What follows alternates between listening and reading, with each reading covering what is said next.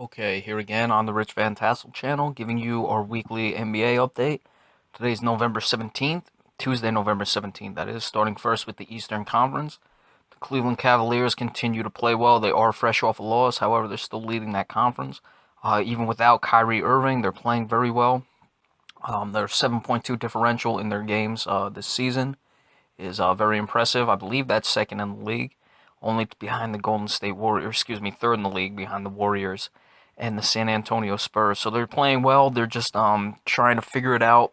Not really figure it out, but just see how they're going to reintegrate Kyrie Irving when he comes back. So that's going to be the big part of the early part of the season for them, is playing in a way that they know will allow Kyrie Irving to make at least as smooth a transition as possible when he comes back. It's always going to be a little rocky when that happens because you have a player of Kyrie Irving's caliber coming back, but we'll see how that happens for Cleveland. That's still a ways away, so they're going to continue to go. Chicago, of course, somehow continues to win. I expected a bit of a down year from the Bulls without Tom Thibodeau.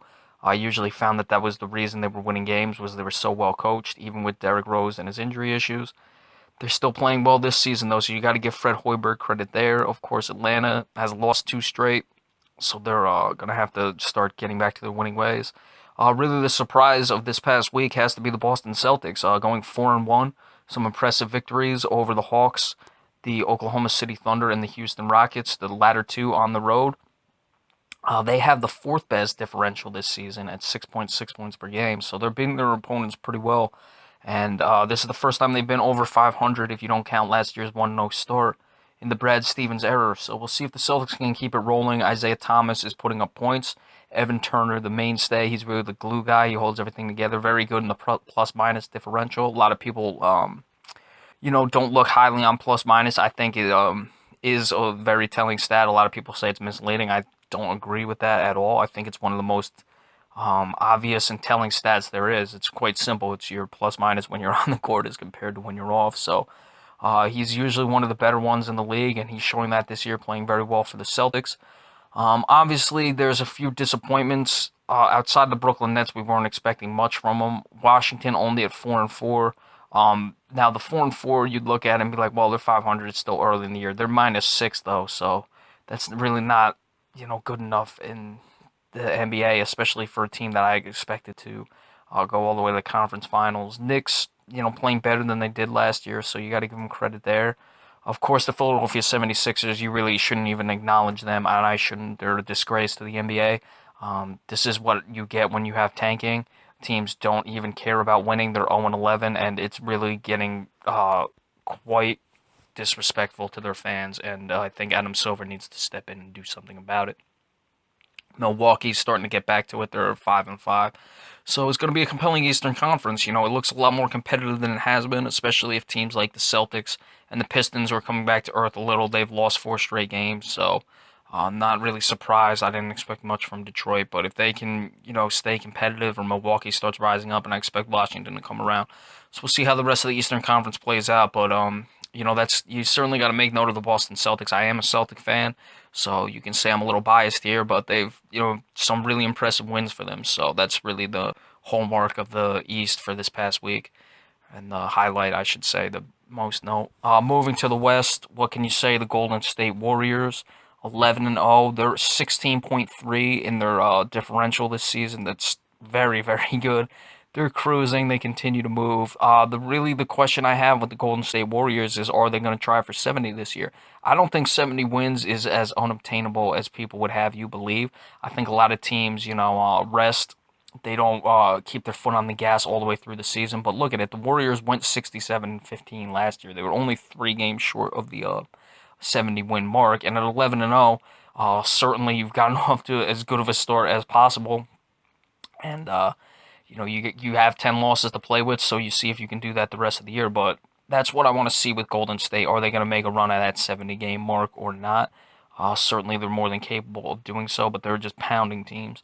San Antonio doing what they're due. They're almost plus 11 at 10.8 in the differential. Very impressive. They're on a 5-game winning streak, so they're getting it together. The Dallas Mavericks have won 4 straight. Mavericks, a team I thought were going to miss the playoffs this year. They are showing maybe they're not quite done yet. Dirk Nowitzki not at 20 points per game. Deron Williams, you got to give him credit.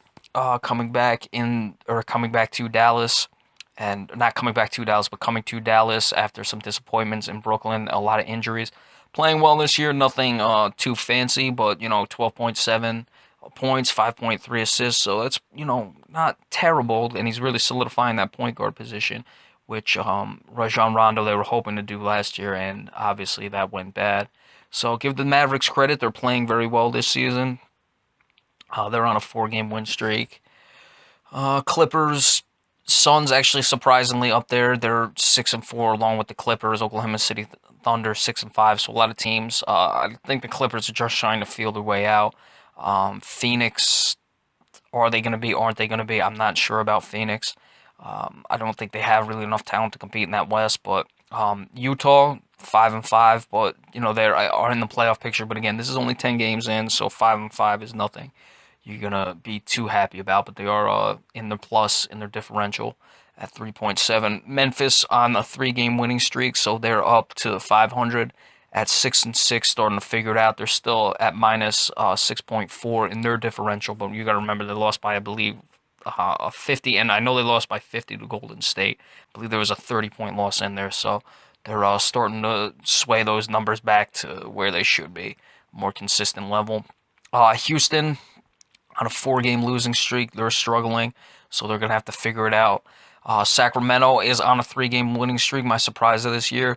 They're up to 4-7, so they really got off to a tough start. We'll see if they've righted the ship and can move along. And obviously, the biggest disappointment has got to be New Orleans at 1-9. Anthony Davis is too good of a player for this team to be where they are. Too good of a team, really.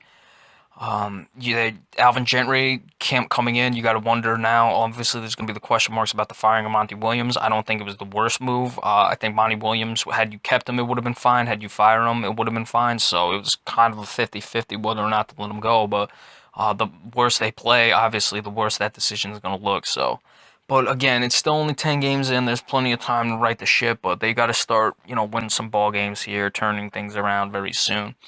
Minnesota continues to not be able to win at home. They're 0-5 at home, 4-1 on the road. So a lot of questions. I'm really wondering about that team.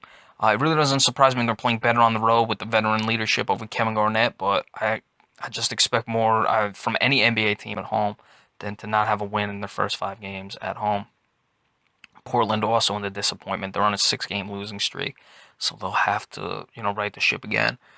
So that's it for the Western Conference. Quickly, the power rankings. Obviously, Golden State Warriors still at number 1. Cleveland at number 2. San Antonio number 3. Probably should have them at number 2, but I'm not. They are on the 5-game winning streak, but I'm not going to put them there. I'm going to have Dallas with their 4-game winning streak at number 4. And number 5, I will still give it to the Atlanta Hawks. At 8-4, they are on a 2-game losing streak, but I think they are a much better team, even than I expected coming into this year. So that's top 5 again in the power rankings. Warriors number 1. Cleveland Cavaliers number 2. San Antonio Spurs number 3. Dallas Mavericks number 4. Atlanta Hawks number 5. All right, so that is the weekly NBA report on Tuesday, November 17th. We will see you later in the week for the Thursday night football preview, and then, as usual, on the radio and simulcasting live for the YouTube channel on Friday. So be sure to stay tuned for all that, and thank you very much.